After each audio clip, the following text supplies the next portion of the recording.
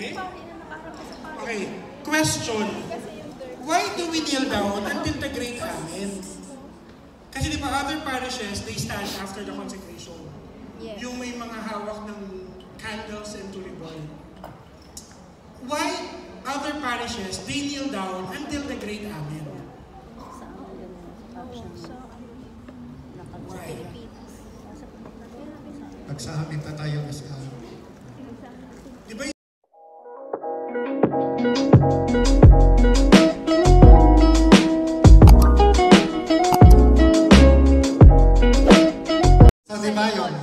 nagprosesyon, yung incense, crucifix, kandila, then di ba, may mga servers, and then yung dadala yung, just example, ito ay gospel book, ano sa procession. Yes. Pero, sa recessional, hindi na ito dadalhin. Ano yung theology? Kasi nabasa na siya, already read. So we hear, listen, tayo na ngayon ang good news. Tayo na ngayon maging buhay natin to be the Word of God. So yun ang meaning doon. Bakit? Hindi na dinadala. Dahil challenge sa atin. At pinakinggan mo, sabi nga ni Father Glenn, feel mo, gets mo, gawin mo. Sabi tayo na ngayon ang sasabuhay. That's why hindi na sa pinoprosesyon. Napakinggan na natin, mission na natin, isabuhay ang salita. So even the dictionary. Okay, any more questions po? Then they must stop it. Sa Our Father. Ano ba talaga? Ganyan? How about yung mga binders? Wala mga ganyan kasi. The oral posture kasi, it's really for the priest. That's why the altar servers, nakaganon lang tayo. Prayer. With hoping that the congregation will follow us. But there are some, like for example in Manila, Cardinal Advincula said, regardless of doing the oral posture or the praying position, it's okay because you are actually doing worship to God. Pero technically, in the book, it's only the priest. Oh. So, huwag niyo sabihin, bawal yan, bawal. Kasi the bishops allow us. But alam natin, na dapat yun, kung gawin nila yan, okay lang. Sabi nga po, kada saan ka masaya, doon ka.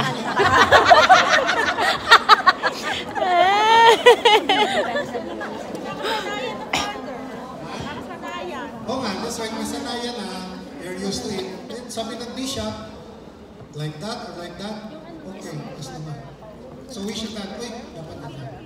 But if the bishop would say, lahat ay ganyan, lahat ay susunod. Oh, okay. Okay, any more questions? Yes po. Yes. May question pa doon. About po sa candles, yung candle po na near sa ambo, so for example po, nakalimutan i-lighten. Yung Pascal. Pascal candle. Okay lang po ba i-lighten siya in the middle of the mass? Yes. Oo. Kasi nakalimutan. Kasi pinisip po namin baka makadistract siya sa... Hindi. Kasi at least ang mga tao, at least alam mo, yung mga tao, wala pa lang nag-light po. Sino? Pero kung nakita na, ay, nakalimutan na. Alam pala nila, yung nakalimutan na. Tsaka sabi pa man, Yes, Father, it's during better Easter late season. than never. Dapat nandun si Pascal candle.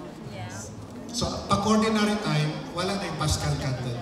Gagamitin lang Pascal candle. For example, sa parish pag may bigya, saka yung may funeral. So, gagamitin yung Pascal candle. Tanong ko lang po kasi na ano sa amin, since na meron kaming sister po sa community, ano po ba, sino po ba talaga ang mag-prepare ng blood and bread? Before the Mass. Before the Mass. Before the Mass. Okay. Technically, the role of the ones preparing, it is actually the sacristan. Yeah. Kung walang sacristan yung parokya, then it will be the altar server's role. Other parishes, since you have a pastoral sister with you, they are the ones preparing. Or sometimes in other parishes also, it is the extraordinary ministers of Holy Communion preparing.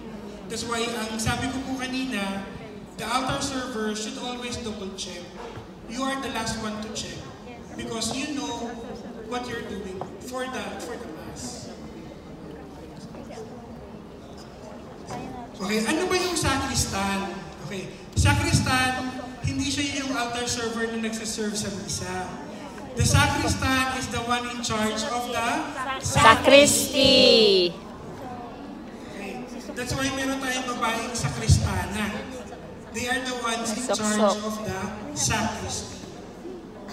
Okay, ano ba yung sacristy?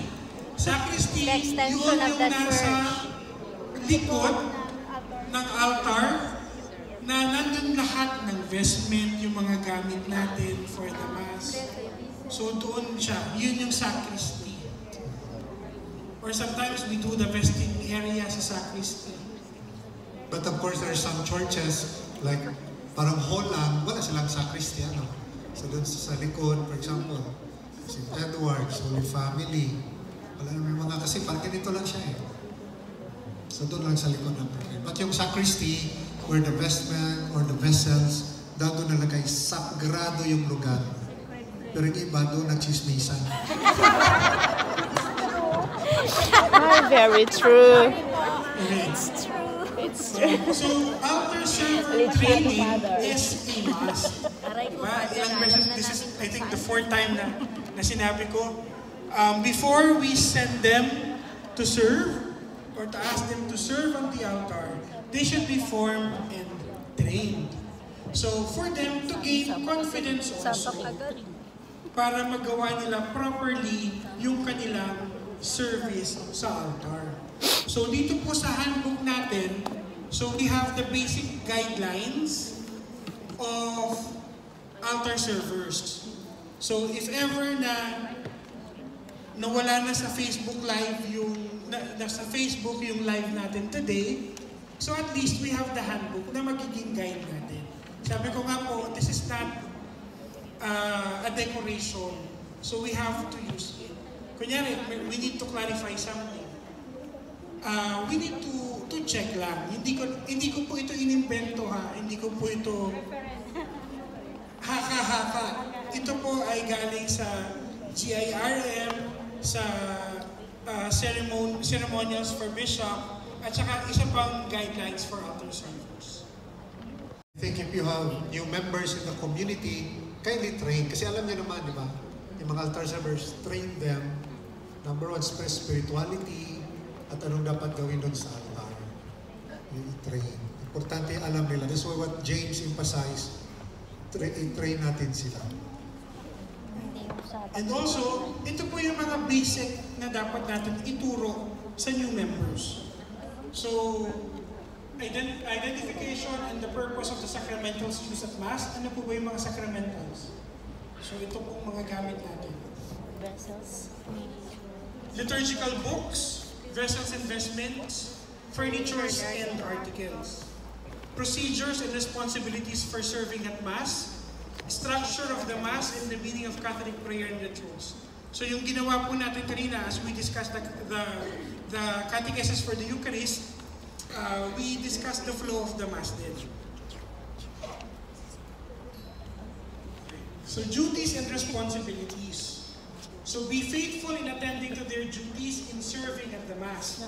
Ito po yung sinasabi ko kanina, hindi lang po tayo magsaserve if the bishop will be presiding. Hindi tayo magsaserve if the parish priest is presiding. Pag visiting priest, parang tamad ka mag-serve. So dapat, palagi tayong on the go to serve. And then at least 30 minutes before the start of the Mass. Bakit 30 minutes? Because we have to make sure na everything is in order, everything is ready for the Mass. Di ba? How can we do double checking if dadating tayo entrance procession na? Di ba? Baka may entrance procession, nagkagaling ka pa ng tao. Inaayos mo pa yung sarili mo. Dapat pagdating ng entrance procession, 5 minutes before the start of the Mass, ready na kayo. Naka-formation na kayo. And then, notify right away your coordinator pag hindi kayo makakapag-serve. Or sometimes, you ask someone to replace you for that particular service para hindi naghihintayan. Kunyari, may sakit ka na hindi mo pa sinasabi na I cannot go to Mass, I cannot serve. So magsabi ka na kaagad.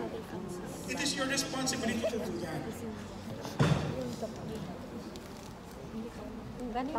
And of course, it is our duty and responsibility to know what we are doing. Yung mata niya, parang mata ng cat. So ito po yung isa pang ulit-ulit. Our service should always be accompanied by an internal action of prayer. When you pray at Mass, we serve more meaningfully. Ceremonial actions, yun po yung ginagawa natin. We carry the sacred objects, we carry the sacramentals. So, nandito po siya sa booklet. Ay, nabuhay na.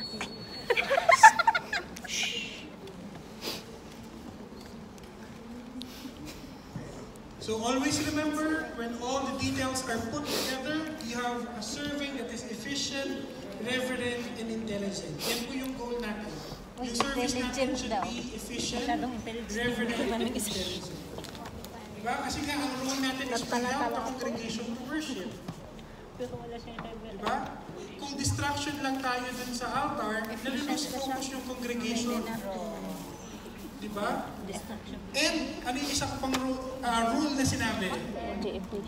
Less is more. Less. Maybe before I forget, Brother James, try also, especially mga servers, to check yung mga wine. Sometimes kasi may mga nalagay na dun sa chalice. Ganun pala reaction. I experienced that. Try to check the wine. Ganun pala reaction ni Father. Sa kayo, water. Siya ba yun? Other foreign. Siya ba yun? Foreign. Mayroon din siya. Sometimes, pag ganyan mo na, noon, sometimes mga pare, ganyan, wala na. Tapos mamamaya, pag inom, Pero na-early na. tingin na lang sa after server.